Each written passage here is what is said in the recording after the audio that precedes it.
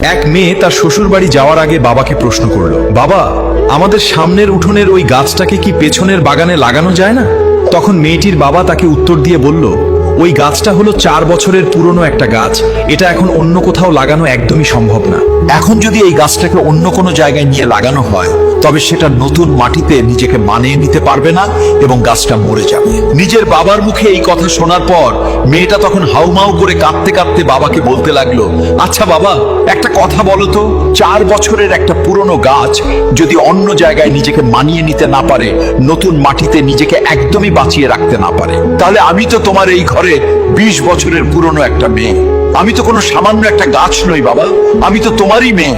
তাহলে তুমিই বলো, আমি কিভাবে অন্যের একটা নতুন বাড়িতে গিয়ে নিজেকে মানিয়ে নিব আর নিজেকে সম্পূর্ণ বাঁচিয়ে রাখবো বাবা?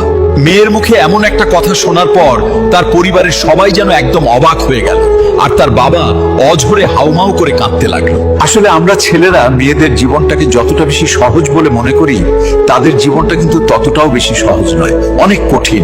তাই আমি এই পৃথিবীর প্রত্যেকটা ছেলেকে বলবো, আপনারা সবাই দয়া করে মেয়েদেরকে মন থেকে সম্মান করতে শিখুন এবং তাদের ভালোবাসুন।